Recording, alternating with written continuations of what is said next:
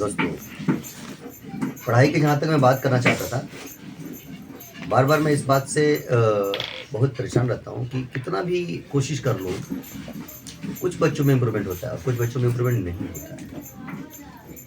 और मुझे खुशी होगी कि सभी लोग इम्प्रूवमेंट करें और अच्छा पढ़ाई करें और आगे बढ़ें। और गेम केवल साइकोलॉजिकल है, मन का सिर्फ एक वहम समझ सकते हो, इससे ज़्यादा कुछ नहीं है। लोग मुश्किल से मुश्किल काम करते हैं। बच्चों को बोलो कितना भी मुश्किल काम, कठिन से कठिन काम वो करेंगे सिवाय पढ़ाई के। ऐसा क्या है पढ़ाई? दरअसल पढ़ाई भी एक कम्युनिकेशन की तरह ही है, एक आदान प्रदान की तरह है। हर जगह हम कहीं ना कुछ सीख रहे होते हैं, लेकिन वही चीज़ किताब में जब आ जाता है तो उसको पढ़ाई का शब्द मान करके, पढ़ाई की बात मान करके हम परेशान सा हो जाते हैं, जबकि ऐसा नहीं है। बहुत से काम मुश्किल है। अगर पढ़ाई मुश्किल है तो क्या बात होगी? केवल पढ़ाई मुश्किल है, इस दुनिया में इसके अलावा कोई मुश्किल काम नहीं होगा? मैं अपने बच्चों से बोलूँगा कि जरा सोच के देखो कि क्या पढ़ाई सबसे मुश्किल है? आपको पता नहीं है कि अगर पढ़ाई नहीं किया जाएगा तो पूरा जीवन मुश्किल होगा। अगर पढ़ाई नहीं किया जाएगा तो पूरा जीवन ही मुश्किल होगा।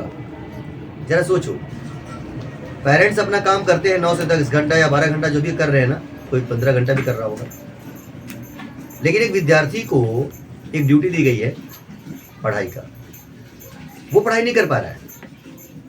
तो क्या अपने मन से, अपनी आत्मा से, अपने विचार, अपने दिल से ही पूछो कि क्या ये सही है? हमारे पेरेंट्स काम करते हैं, टीचर अपना पूरा काम करता है, तो हम क्यों पूरा काम नहीं करते हैं? यह सोचने की बात है।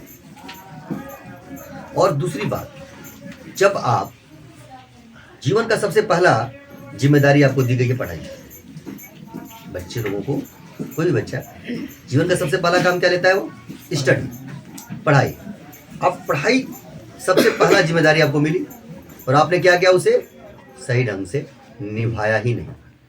तो आप क्या उम्मीद लगाते हो कि जीवन में दूसरा, तीसरा, चौथा, न जाने कितने भी जिम्मेदारियां आपके ऊपर आएंगी, क्या उसको निभा लोगे? क्योंकि आप तो पहले ही जिम्मेदारी में क्या हो चुके हो? फेल हो चुके हो। यानी आप पहले ही फेलियर हो गए। यानी आपको जिम्मेदारियों से भागने की आदत तो पढ़ाई जीवन से ही शुरू हो चुका है।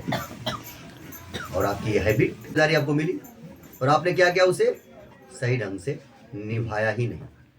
तो आप क्या उम्मीद लगाते हो कि जीवन में दूसरा, तीसरा, चौथा, न जाने कितने भी जिम्मेदारियां आपके ऊपर आएंगी, क्या उसको निभा लोगे? क्योंकि आप तो पहले ही जिम्मेदारी में क्या हो चुके हो? फेल हो चुके हो। यानी आप पहले ही फेलियर हो गए। यानी आपको जिम्मेदारियों से भागने की आदत तो पढ़ाई जीवन से ही शुरू हो चुका है। और आपकी यह हैबिट आपके आगे चल करके भी नुकसान करेगी। तो पढ़ाई करने के बहुत सारे फायदे हैं, उनमें से सबसे बड़ा तो यही है कि आप अपने कर्म को करने की आदत यहीं से सीखते हो, अपनी ड्यूटी को निभाने की आदत यहीं से सीखते हो। और जो यहाँ नहीं सीख पाता है वही बच्चा आगे भी कुछ नहीं कर पाता है।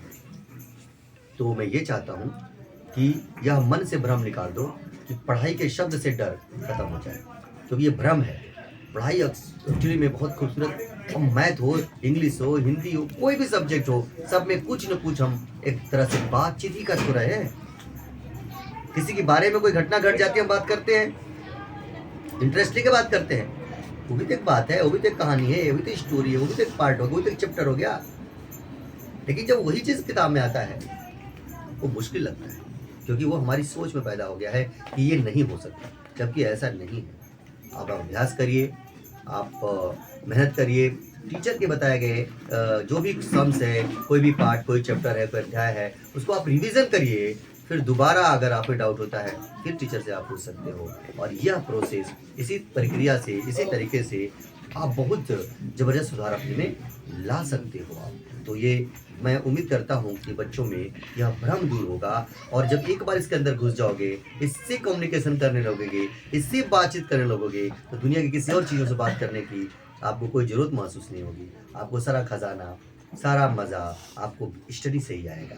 तो दोस्तों ज़रूर स्टडी की आदत डालो और इस साइकोलॉजी को इस मन में जो भ्रम वहम चल रहा है, पढ़ाई के शब्द से जो डर पैदा हुआ है, इसको ख़त्म करने का तरीका है कि पढ़ाई ना मान करके कुछ ऐसी कहानी या ऐसी कुछ सिंपल से समाज में जैसे हम बातचीत करते हैं वैसे ही बातचीत करो। मैथमेटिक्स भी एक बातचीत है। टीचर बता के जाता है ऐसे ऐसा होता है, वो कहानी बताता है, आप भी वैसे वैसे करो, आ जाएगा आंसर। और मैथमेटिक्स तो बहुत ईजी है, एक बार समझ गए, एक क्वेश्चन क्लियर, 10 क्वेश्चन कर सकते हैं। उम्मीद करता हूँ कि सबको ये बात अच्छे से समझ में आई होगी और बजाय डरने के आप करने में लग जाओगे और बहुत तरक्की करोगे, बहुत आगे जाओगे।